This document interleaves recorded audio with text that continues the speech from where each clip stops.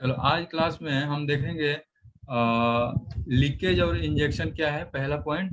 फिर देखेंगे methods of calculating national income, ये हमने अभी डिस्कस नहीं किया है ना। No sir. इसके बाद हम देखेंगे factor cost, basic price and market price. फिर हम देखेंगे unplanned accumulation, decumulation of inventory, और फिर प्लान्ड डिक्यूमुलेशन और एक्यूमुलेशन ऑफ इन्वेंट्रीज। तो ये मोटा मोटी 4-5 पॉइंट आज हम डिस्कस करेंगे। तो पहले पॉइंट से हम स्टार्ट करते हैं, लीकेज और इंजेक्शन क्या होता है। तो कुछ आइडिया है तुमको लीकेज और इंजेक्शन क्या होता है? No sir. ठीक है, तो हमने याद है लास्ट टाइम हमने circular flow of economy discuss किया था। हाँ। तो सर्कुलर फ्लो ऑफ इकोनॉमी में क्या हुआ था, एक तरफ हाउस होल्ड थे और एक तरफ क्या थे, हमारे फर्म और हम। बिजनेसेस। तो हमने कंक्लूजन में ये चीज कंसीडर किया था कि जो एक पार्ट का इनकम है वो दूसरे के लिए दूसरे क्या का बन रहा था, एक्सपेंडिचर। एक्सपेंडिचर। और वही एक पार्ट का एक्सपेंडिचर दूसरे के लिए क्या बन रहा था, इनकम। इनकम। तो ये किस वे में हो रहा था, हाउस होल्ड अगर स्पेंडिंग कर रहा था तो वो इनकम बन रहा था किसके लिए, फर्म और फॉर्म बिजनेसेस के के लिए। लिए। यस और सर। हमने सिंपल इकोनॉमी की बात की थी, तो सिंपल इकोनॉमी के हमारे दो ही पार्ट होते हैं, कौन कौन से, फर्म और बिजनेसेस। हाउस तो हाउस। सिंपल इकोनॉमी में दो ही चीज होती है, फर्म और बिजनेसेस। और फर्म और बिजनेसेस के अलावा सिंपल इकोनॉमी में हमने और क्या देखा था कि उसमें किसी तरह का टैक्सेशन इन्वॉल्व नहीं है। क्यों?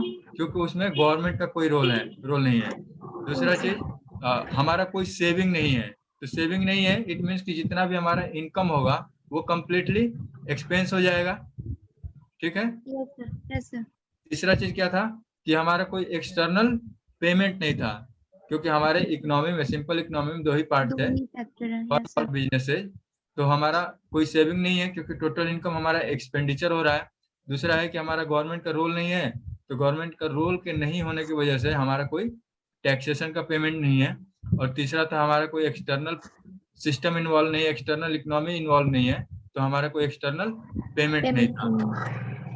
तो इसमें क्या है कि circular flow of income firm और बिजनेस के बीच में ही फ्लो कर रहा है।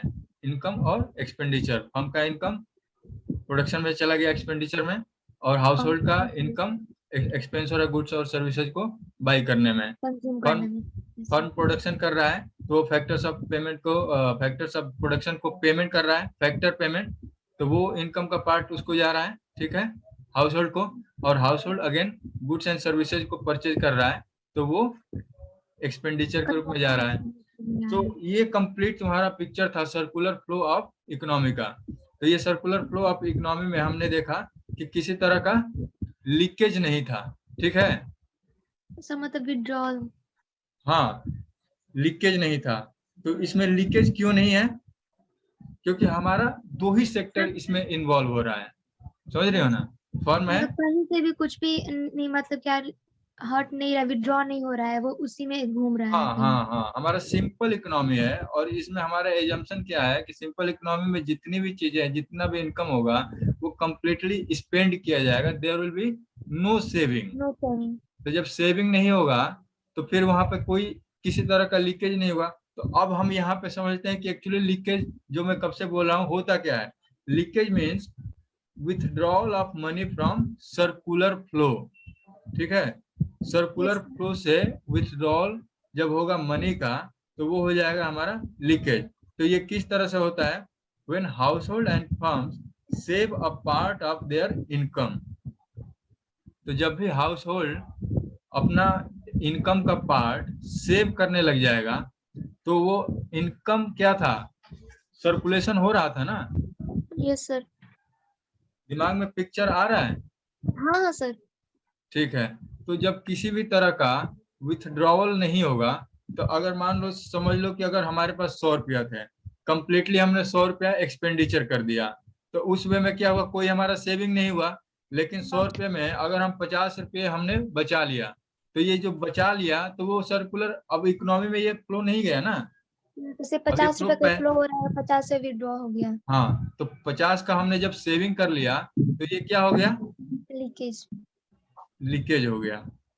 So when household and firm save a part of income, it leads to leakage from the circular flow of income.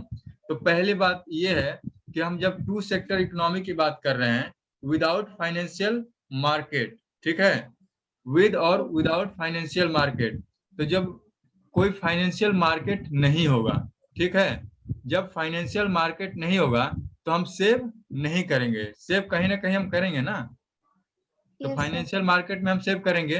तो उस केस में अगर फाइनेंशियल मार्केट एग्जिस्ट नहीं करता है तो टू सेक्टर इकोनॉमी में जहाँ पे हाउस होल्ड और फर्म काम कर रहे हैं उसमें किसी भी तरह का लीकेज नहीं होगा। लेकिन टू सेक्टर इकोनॉमी में लीकेज किस कंडीशन में होगा, जब आदमी सेव करने लग जाएगा, ठीक है। लीकेज और withdrawal refer to that part of income which does not pass through circular flow of income, ठीक है। तो वो सर्कुलर फ्लो ऑफ इनकम में पार्ट नहीं ले रहा है। तो मान लो 50 रुपये हमने सेव कर लिया तो वो अब सर्कुलर फ्लो ऑफ इनकम का पार्ट नहीं रहा। As a result it is not available for spending on currently produce goods and services. It means leakage reduces the flow of income, ठीक है। तो यहाँ से सिंपल एक क्वेश्चन बन जाएगा कि leakage circular flow of income को रिड्यूस कर देता है। आयुषी तुमको समझ में आया लीकेज का क्या मतलब हुआ? Yes sir. चलो ठीक है। अब यही चीज हम देखते हैं इंजेक्शन में। तो इंजेक्शन क्या होता है? सर सर पैसा को इन्वेस्ट करना। सर पैसा को लेके आना, इन्वेस्ट करना। और लीकेज मतलब विड्रॉल था, तो इसका मतलब क्या इंट्रोडक्शन टाइप का होगा? हाँ। देखो विड्रॉल का मतलब हमारा हो गया सेविंग। तो सेविंग से क्या हो गया, फ्लो को हमने रोक दिया, लीकेज हो गया। और वही चीज अगर हम इन्वेस्टमेंट करते हैं तो इन्वेस्टमेंट करेंगे तो बढ़ावा दिया, इकोनॉमी में मनी का सप्लाई बढ़ेगा, ठीक है। Yes, sir. और इन्वेस्टमेंट किस किस फॉर्म में हो सकता है? इकोनॉमी में सप्लाई कैसे बढ़ेगा? व्हेन हाउस होल्ड और firm borrow money from external sources like financial institution. हमारे पास कोई फाइनेंशियल इंस्टीट्यूशन है तो अगर हम वहां से मनी बोरो करेंगे तो जब मनी बोरो करेंगे तो तुरंत तो वो इकोनॉमी में फ्लो होगा नहीं। तो इंजेक्शन कब होगा? जब वो मनी बोरो करने के बाद स्पेंड किया जाएगा, तब तो वो सर्कुलर फ्लो में पार्ट लेगा ना। हाँ। बहुत तेज।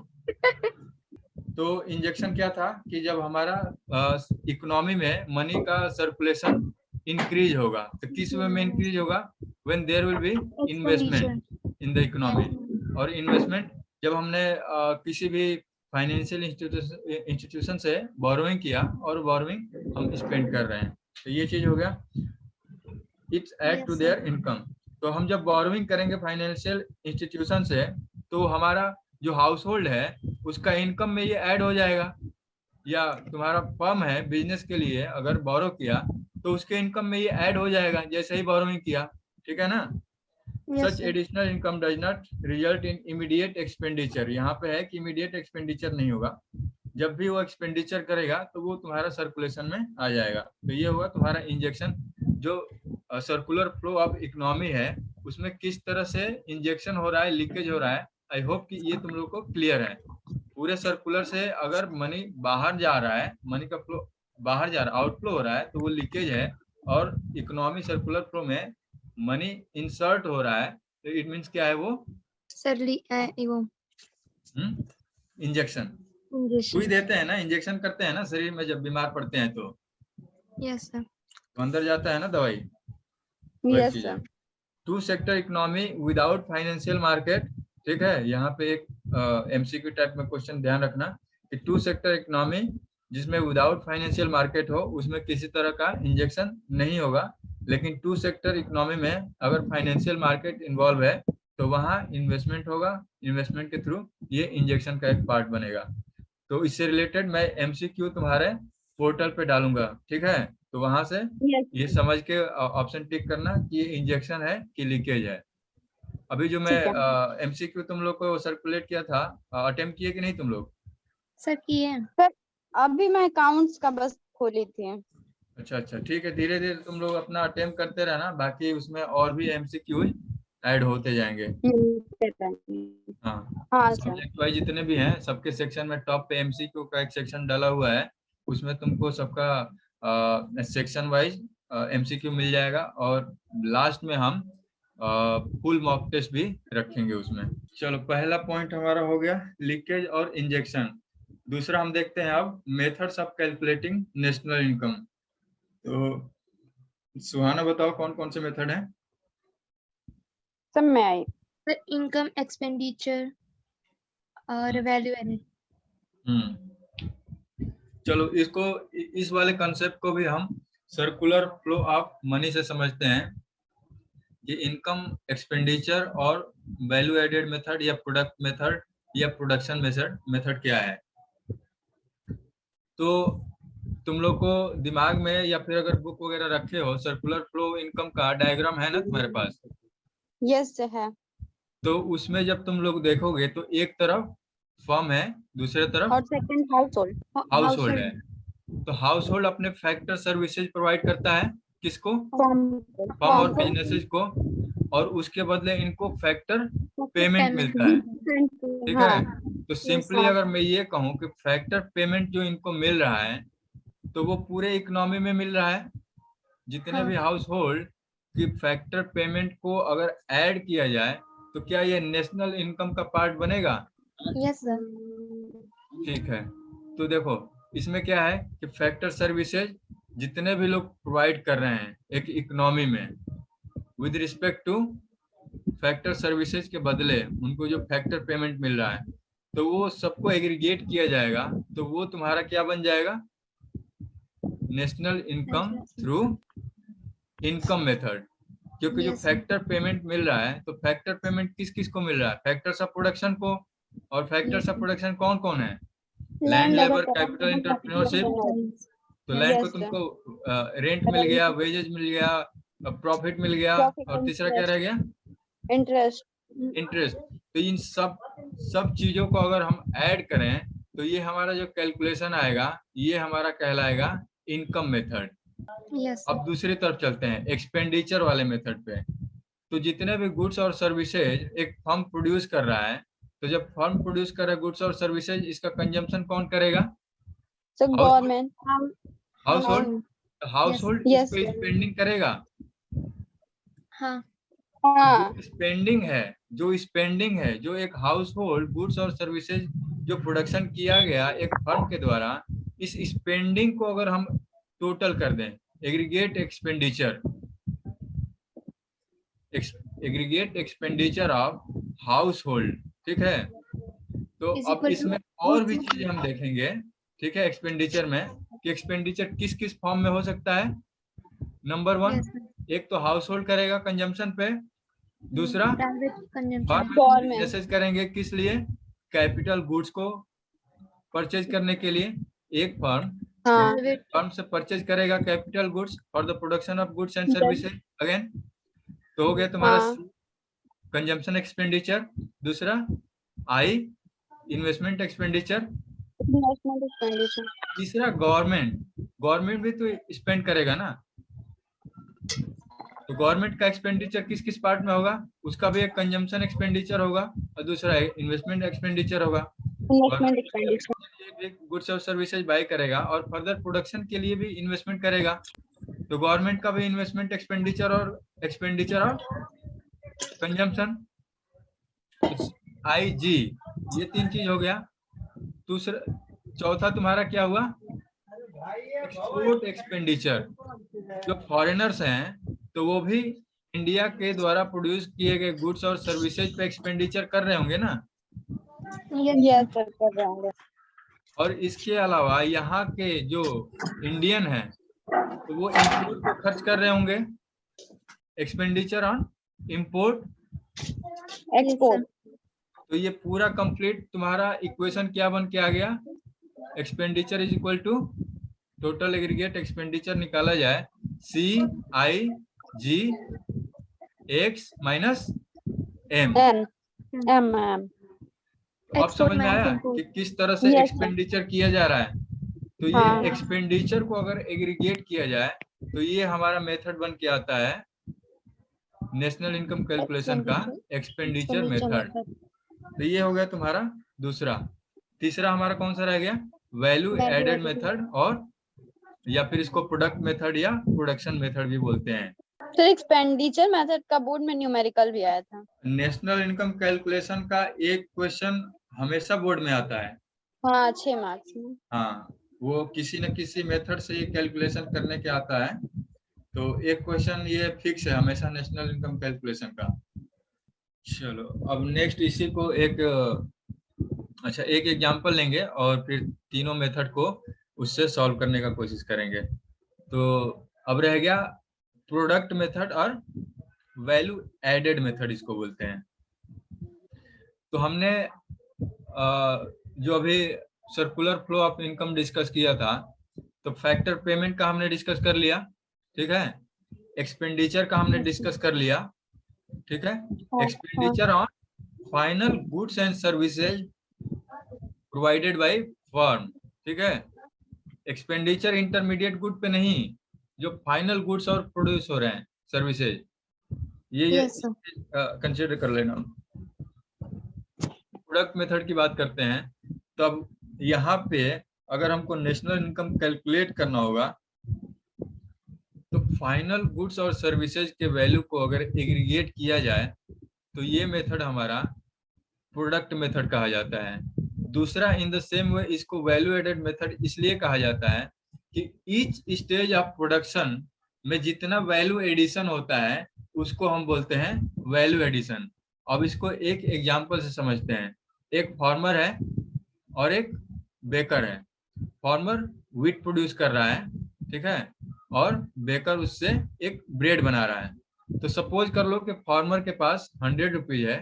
100 रुपीज का उसने 100 रुपीज है नहीं, उसने 100 रुपीज का व्हीट का प्रोडक्शन किया। 50 रुपीज का उसने सेल किया बेकर को। तो बेकर ने उसका ब्रेड बनाया 50 रुपीज के व्हीट से 200 का। तो अगर मैं बोलूं कि वैल्यू एडिशन कितना हुआ, तो कितना होगा? 150। 150। क्यों? सर क्योंकि 50 रुपए तो उसका कॉस्ट था ही, और 50 चेंजेस रुपीज कितने का आया? उसका 150 कॉस्ट था। अगर उसको ग्रॉस लेवल पे देखा जाए तो हम क्या कह सकते हैं कि ग्रॉस प्रोडक्शन 200 का हुआ। हाँ सर। लेकिन अब इसमें प्रॉब्लम क्या आ रही है? डबल काउंटिंग की। Double counting. डबल काउंटिंग की। तो डबल काउंटिंग के अवॉइड करने के लिए हम क्या क्या कर सकते हैं? या सर तो हम take only output method. Final को ऐड करेंगे। हाँ, एक तो जो इंटरमीडिएट गुड्स और सर्विसेज का प्राइस होगा वो हम डिडक्ट कर देंगे। Yes sir. या फिर हम एक्सपेंडिचर या इनकम मेथड फॉलो करेंगे, क्योंकि डबल काउंटिंग की प्रॉब्लम वहां पे नहीं आती। राइजो। क्योंकि अगर एक्सपेंडिचर मेथड में इसी एग्जांपल को देखा जाए तो इसमें क्या होगा, जो फाइनल गुड्स का कंजम्पशन किया गया एक हाउस होल्ड का, तो स्पेंडिंग कितना था? 200 का। हाँ। अगर सेल किया जाए, या बेकर ने 200 का सेल किया था वो प्रोडक्ट, तो एक्सपेंडिचर हमारा 200 का था। तो सीधे वही हमारा, क्योंकि फाइनल गुड्स और सर्विसेज हमारा वही था, तो ये बन के आ गया तुम्हारा 200 का एक्सपेंडिचर मेथड से ग्रॉस डोमेस्टिक प्रोडक्ट। और इनकम मेथड से भी इसको देखेंगे तो ये होगा एक्सपेंडिचर। वैल्यू एडिशन में हमने देख लिया कि 150 का वैल्यू एडिशन यहाँ पे हुआ था ब्रेड के प्रोडक्शन के टाइम पे, और प्लस 50 रुपया का वैल्यू एडिशन, ठीक है। हाँ सर। तो वहां पे हमारा 100 रुपया का प्रोडक्शन था वहां पे, तो 100 रुपया का प्रोडक्शन वहां पे और 150 का प्रोडक्शन यहाँ पे, टोटल कितना हो गया? 250 का यहाँ वैल्यू एडिशन हुआ। और एक्सपेंडिचर मेथड में हम जब कैलकुलेट करते हैं तो फाइनल गुड्स और सर्विसेज में प्रोड्यूस करते हैं, तो यहाँ पे भी 200 तो ब्रेड के एक्सपेंडिचर पे हो गया, और दूसरा एक्सपेंडिचर कौन सा था? जो बेकर ने 50 रुपए स्पेंड किया था वो व्हीट को बाई करने में। समझ में आ रहा है? हाँ सर। तो टोटल जीडीपी का वैल्यू यहाँ पे भी 250 आया। Yes sir. तो दोनों मेथड से सेम आ रहा है ना? सेम आ रहा है। हाँ। ठीक है। अब इसी को अगर हम इनकम मेथड से कैलकुलेट करें तो कितना आएगा? सर उतना ही आएगा। उतना ही आएगा। द थिंग अगर तीनों में इज same ही डिफरेंस है कि इनकम मेथड में यही सारा चीज फैक्टर्स ऑफ प्रोडक्शन का इनकम बन रहा है, और हाँ, यही चीज एक्सपेंडिचर मेथड पे factors of production expenditure spend है। एक्सपेंडिचर बन रहा था। तो ये तीनों ही मेथड बना के तुम्हारा नेशनल इनकम का कैलकुलेशन किया जाता है। तो ये 3 मेथड से क्लियर हो गया। Yes. अब हम डिस्कस करते हैं प्लान्ड एक्युमुलेशन डिक्युमुलेशन ऑफ इन्वेंट्री क्या होता है, और अनप्लान्ड एक्युमुलेशन डिक्युमुलेशन ऑफ इन्वेंट्री क्या होता है। तो इसको फटाफट से देख लेते हैं।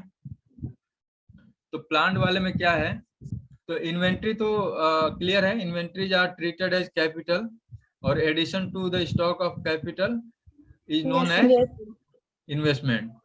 तो अब हम इसमें देखेंगे कि प्लान्ड और अनप्लान्ड एक्युमुलेशन और डिक्युमुलेशन क्या होता है। तो एक्युमुलेशन क्या होता है, एक्युमुलेट हो रहा है, इकट्ठा हो रहा है, ठीक है। तो हमारे पास एक इन्वेंट्री ऑफ स्टॉक है, ठीक है।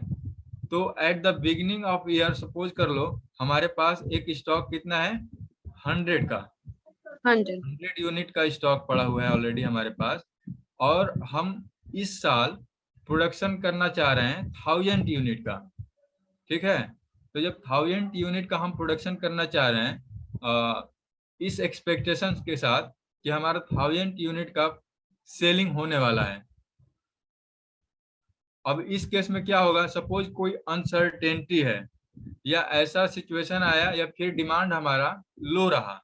तो जब डिमांड लो हुआ तो उस केस में हमने 1000 यूनिट का प्रोडक्शन किया था, सपोज कर लो कि उसमें से we were able to sell only 600 unit. तो हमारे पास कितने यूनिट बच गए, 400 यूनिट। Yes, हाँ, sir. तो 400 यूनिट्स को हम बोलेंगे, क्या बोलेंगे, एक्युमुलेशन ऑफ इन्वेंट्री।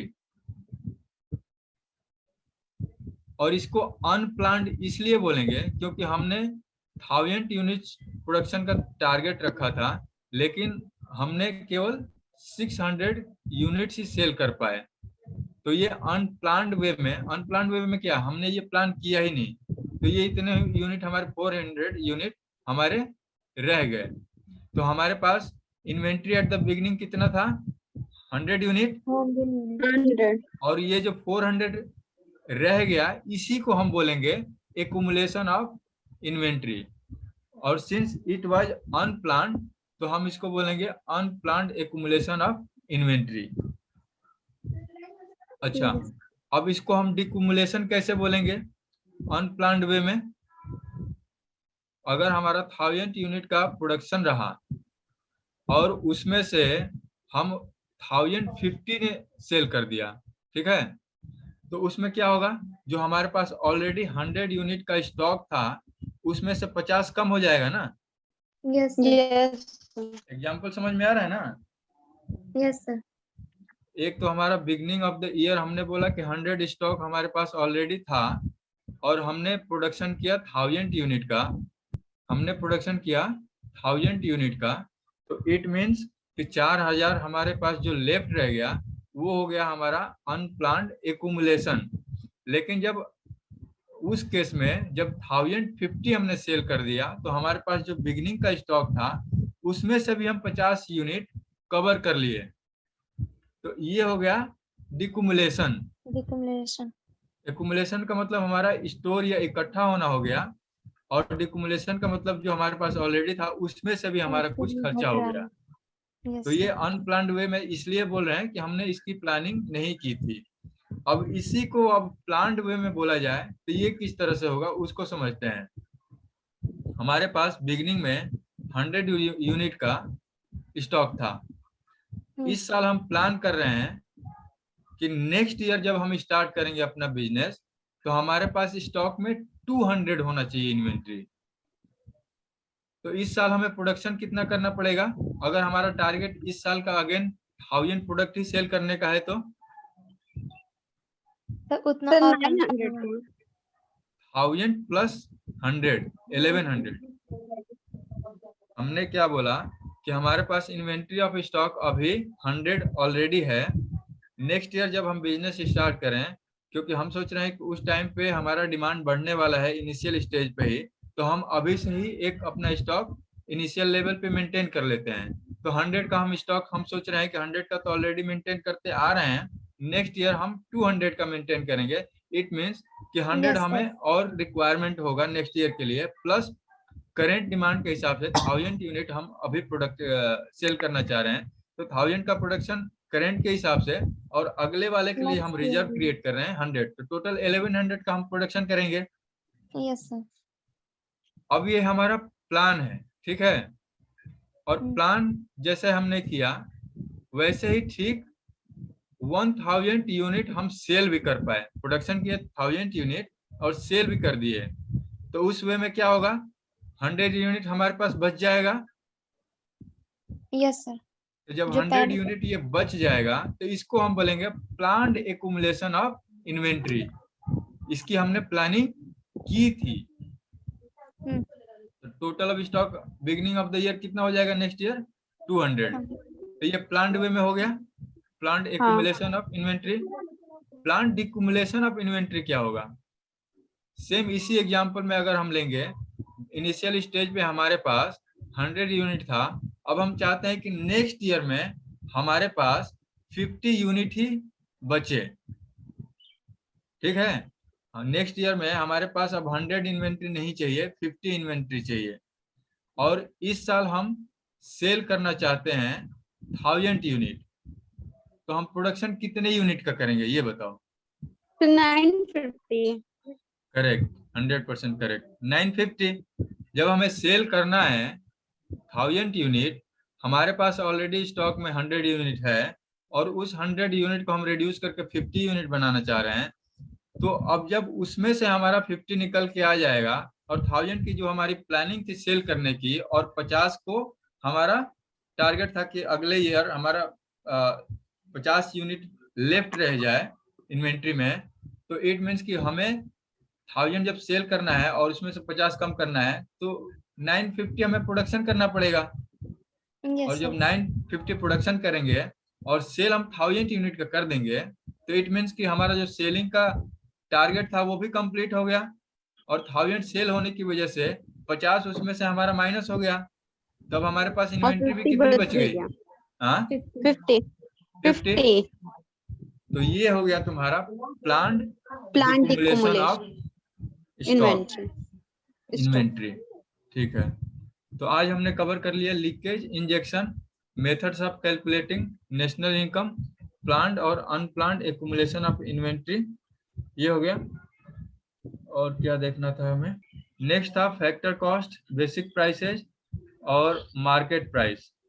तो फैक्टर कॉस्ट क्या होता है बताओ।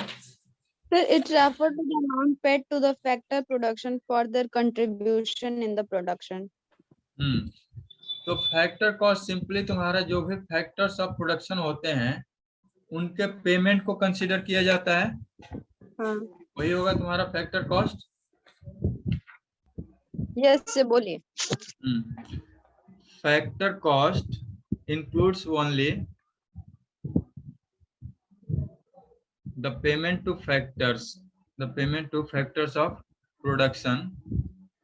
It does not include any tax, ठीक है। नेक्स्ट लाइन लिखो, in order to arrive at market price हाँ सर आगे। we have to add total indirect taxes less total subsidies. Sir क्या बोले? In order to arrive at the market prices, we have to add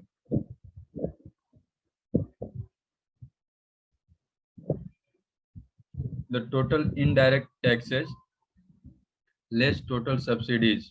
हो गया? Yes. तो इसमें हमने क्या देखा कि जो फैक्टर कॉस्ट है उसमें केवल payment two factors of production involve है, इसमें किसी भी तरह का टैक्सेज इन्वॉल्व नहीं है। तो payment two factors of production का मतलब रेंट, वेजेज, सैलरी, इंटरेस्ट और प्रॉफिट, तो केवल ये ही 4 चीजें इन्वॉल्व हैं, इसमें किसी भी तरह का टैक्सेज इन्वॉल्व नहीं है। नहीं। लेकिन इसी फैक्टर कॉस्ट में अगर हम इनडायरेक्ट टैक्स को ऐड करते हैं और सब्सिडीज को माइनस करते हैं, तो इनडायरेक्ट टैक्स और सब्सिडीज मैंने लास्ट वाली क्लास में एक्सप्लेन किया था, सर हाँ सर। ठीक है। तो इनडायरेक्ट टैक्स को हम ऐड करेंगे किसमें, फैक्टर कॉस्ट में, और सब्सिडीज को माइनस करेंगे फैक्टर कॉस्ट में। तो ये जो फिगर आएगा हमारा क्या आएगा, मार्केट प्राइस का। यस तो सर इसमें चाहे तुम जीडीपी कह लो, जीडीपी अगर फैक्टर कॉस्ट पे दिया है, या फिर ग्रॉस वैल्यू एडेड का फिगर फैक्टर कॉस्ट पे दिया है, तो उसमें जब इनडायरेक्ट टैक्स ऐड करेंगे, सब्सिडी लेस करेंगे, तो ये हमारा फिगर किस पे पहुंच जाएगा, मार्केट प्राइस पे।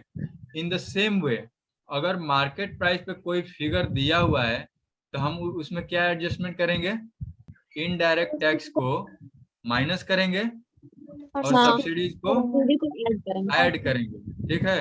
अब हम उल्टा जा रहे हैं, पहले हमने ऐड किया था फैक्टर प्राइस से मार्केट प्राइस पे जाने के लिए, लेकिन अब मार्केट प्राइस से फैक्टर प्राइस पे जाना है, तो वही चीज हम रिवर्स कर देंगे, जो ऐड किए थे उसको माइनस कर देंगे और जो माइनस किया था हमने उसको ऐड कर देंगे। दूसरे वे में इसी इक्वेशन को हम किस तरह से रिप्रेजेंट कर सकते हैं, तो डायरेक्ट तो नेट इनडायरेक्ट टैक्स भी तो कर सकते हैं ना। वही, हाँ एग्जैक्टली वही बताने वाला था। दूसरे तरीके में हम ये कर सकते हैं, फैक्टर कॉस्ट में हम ऐड करेंगे क्या, net indirect net tax, indirect tax market price पे जाने के लिए। हाँ, और फिर मार्केट प्राइस में भी अगर हम नेट इनडायरेक्ट टैक्स क्या करेंगे, माइनस करेंगे तो हम माइनस फैक्टर करेंगे, कॉस्ट तो हम फैक्टर कॉस्ट पे चले आएंगे। तो ये हो गया, तो ये हो गया तुम्हारा मार्केट प्राइस और फैक्टर कॉस्ट। अब एक चीज रह गया है, बेसिक प्राइस। बेसिक प्राइस को भी फटाफट हम डिस्कस कर लेते हैं, लेकिन उसको डिस्कस करने से पहले हमें प्रोडक्शन, नेट प्रोडक्शन टैक्स और नेट प्रोडक्ट टैक्स क्या होता है उसको समझने की जरूरत पड़ेगी। तो ये कॉन्सेप्ट पढ़ा है क्या तुम लोगों ने कहीं? नो सर, पहली बार सुना। अच्छा, तुम्हारे एनसीईआरटी के बुक में दिया हुआ है? सर एक्यूमुलेशन वाला डिक्यूमुलेशन वाला भी नहीं पढ़े थे आज तक। अच्छा, हाँ तो वो सर, भी हम तुम्हारा, लोग स्कूल में एनसीईआरटी पढ़ाई नहीं थे टीचर्स। हम लोगों में भी अच्छा साइड बुक। अच्छा, बस नहीं हम ठीक लोग है, साइड बुक भी संदीप सफिशियंट है, जब पढ़े हैं। साइड बुक भी सफिशियंट है, लेकिन अब हम कंपटीशन लेवल पे प्रिपरेशन कर रहे हैं, तो we have to cover all those और topics which are mentioned in your NCERT book. क्योंकि जो तुम्हारा सीयूटी का पैटर्न है या फिर सिलेबस है वो रेफरेंस बुक के हिसाब से नहीं होता है, क्योंकि उनका जो पैटर्न है वो एनसीईआरटी का होता है। तो इसमें जो भी टॉपिक दिए हुए हैं जो तुम्हारे रेफरेंस बुक में नहीं दिए हैं वो कवर करने होंगे। रेफरेंस बुक सफिशियंट है, लेकिन उसमें हमें देखना पड़ेगा कि क्या क्या कॉन्सेप्ट ऐसा प्रोबेबल है जो हमें एनसीईआरटी से पूछ सकता है। तो ये हम सारा कुछ कवर करेंगे कि हमारे पास कहीं भी किसी तरह से एक निगेटिव पॉइंट न रहे। तो नेट प्रोडक्शन टैक्स, तो अब इसको थोड़ा सा वैसे हम एग्जांपल से समझते हैं। नेट इनडायरेक्ट टैक्स का हमने कैलकुलेशन कैसे किया था, indirect tax minus subsidy. Net indirect tax का कैलकुलेशन कैसे किया था, the difference between indirect tax minus subsidy. Yes sir. तो नेट का मतलब क्या है, सिंपली कहीं भी अगर नेट आ जाए, ग्रॉस और एक्चुअल नेट, वैल्यू। हाँ एक्चुअल वैल्यू, ठीक है। लेकिन in the terms of economics कोई भी कॉन्सेप्ट आता है जहां पे भी नेट और ग्रॉस का फिगर आता है, तो नेट का मतलब समझ लेना कि कहीं ना कहीं ये डिफरेंस है। तो जैसे अगर ग्रॉस के और नेट के बीच में आता है, तो ग्रॉस और नेट के बीच में क्या डिफरेंस आता है, डेप्रिसिएशन के थ्रू, डेप्रिसिएशन के थ्रू। लेकिन Yes, अगर sir. यहाँ पे नेट इनडायरेक्ट टेस्ट करते हैं तो यहाँ पे तो हमारा कोई डेप्रिसिएशन नहीं है। It No, means sir. यहाँ पे क्या है, कहीं ना कहीं यहाँ पे भी नेट है, तो एक डिफरेंस यहाँ भी आ रहा है। हाँ। तो यहाँ पे देखो, अब मैं वही चीज यहाँ पे बोल रहा हूँ, नेट प्रोडक्शन टैक्स क्या होता है और नेट प्रोडक्ट टैक्स क्या होता है। तो नेट प्रोडक्शन टैक्स का मतलब होता है, यहाँ पे भी डिफरेंस है, production taxes minus production subsidies, ठीक है। प्रोडक्शन पे तुम्हारा टैक्स चार्ज किया जा रहा है और प्रोडक्शन पे ही सब्सिडी भी चार्ज की जा रही है, और ये इंडिपेंडेंट है द वॉल्यूम ऑफ प्रोडक्शन। हमारा वॉल्यूम ऑफ प्रोडक्शन कितना भी बढ़े उससे हमको कोई मतलब नहीं है, एक फिक्स अमाउंट हमें पेमेंट किया जा रहा है। वो क्या चीज हो सकता है, इसमें एग्जांपल दिया हुआ है production taxes and subsidies are paid और received in relation to production. ठीक है, प्रोडक्शन से रिलेटेड चीजों पे इसका पेमेंट किया जाता है और रिसीव किया जाता है, and are independent of volume of production. ये समझ में आ रहा है ना कि सर एक नहीं। ये तो अच्छा देखो, मैं बोला हूँ नेट प्रोडक्शन टैक्सेज, तो नेट प्रोडक्शन जैसे नेट इनडायरेक्ट टैक्सेज निकाला तो उसमें डिफरेंस था सब्सिडी और इनडायरेक्ट टैक्स का, यस सर। इनडायरेक्ट टैक्स और सब्सिडीज का। यहाँ पे Yes. नेट प्रोडक्शन टैक्स की बात कर रहा हूँ, तो ये डिफरेंस हो जाएगा production taxes minus production production subsidies. Subsidy था। अच्छा हाँ सर। उसी से मिलता जुलता है कंप्लीटली। यस सर, तो टैक्स difference- माइनस सब्सिडीज, उसमें भी टैक्स माइनस वो सब्सिडीज। हाँ। टैक्स कोई चीज पे पता नहीं मतलब वो टैक्स किसी और चीज पे लग रहा है, लेकिन ये पर्टिकुलर प्रोडक्शन के लिए हाँ, और ये सब्सिडी। पर्टिकुलर तुम्हारा प्रोडक्शन का है और ये तुम्हारा पर्टिकुलर सब्सिडीज प्रोडक्शन का है। तो ये तुम्हारा फिगर निकल के आ गया किसका, प्रोडक्शन नेट प्रोडक्शन टैक्सेस का। अब इसमें क्या है कि ये independent of volume of production है। For example land revenue, stamp duty, registration fees. तो हमारा कोई भी प्रोडक्शन है, कितना भी वॉल्यूम ऑफ प्रोडक्शन हो, हम एक fix amount net production tax के रूप में दे रहे होंगे। दूसरा हमारा है नेट प्रोडक्ट टैक्स। तो यहाँ पे भी नाम वही है, प्रोडक्ट टैक्स लगा हुआ है। तो प्रोडक्ट का मतलब क्या है कि पर्टिकुलर प्रोडक्ट पे लगाया जा रहा है, और ये पर यूनिट ऑफ प्रोडक्ट होगा। ठीक है, प्रोडक्ट है तो पर यूनिट लगेगा या पर प्रोडक्ट लगेगा। तो जैसे जैसे प्रोडक्शन बढ़ता जाएगा, जैसे जैसे प्रोडक्ट की संख्या बढ़ती जाएगी, नंबर बढ़ते जाएंगे, वैसे वैसे प्रोडक्ट टैक्स बढ़ता जाएगा। ठीक है, तो अब ये दो चीज क्लियर है, net production tax yes sir. और net yes sir. Product tax. अब यहीं से हमारा बेसिक प्राइस का कॉन्सेप्ट निकल के आएगा। ठीक है, पहले हमने फैक्टर कॉस्ट देखा, मार्केट प्राइस देखा, अब हम देखेंगे बेसिक प्राइस क्या होता है। तो बेसिक प्राइस में हम देखेंगे gross value eight factor cost है, उसमें हम नेट प्रोडक्शन टैक्स ऐड करेंगे, तो ये हमारा फिगर आता है gross value added at basic price. ठीक है, याद रहेगा?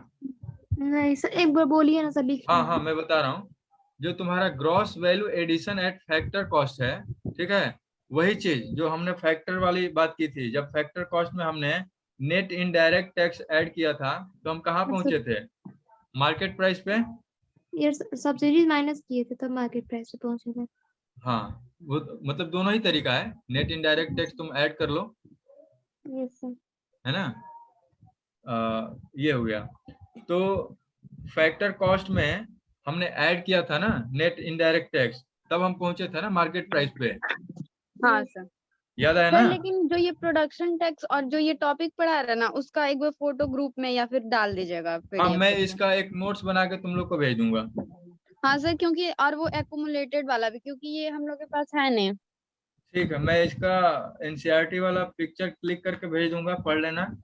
और इसका मैं नोट्स बन पाया तो नोट्स बना के भेज दूंगा। बाकी मैं जितना तुम लोग को एक्सप्लेन किया हूँ ना, मैं इसका फोटो क्लिक करके भेज दूंगा, तो तुम लोग को चीजें क्लियर हो जाएंगी। ठीक है सर। ठीक है, तो gross value added at factor cost में नेट प्रोडक्शन टैक्स, हमने दो चीजें पढ़ा, प्रोडक्ट टैक्स और प्रोडक्शन टैक्स। तो नेट प्रोडक्शन टैक्स ऐड करेंगे तो हम बेसिक प्राइस पे पहुंचते हैं। ठीक है, यहाँ पे आता है बेसिक कॉन्सेप्ट, तो बेसिक प्राइस पे पहुंचते हैं।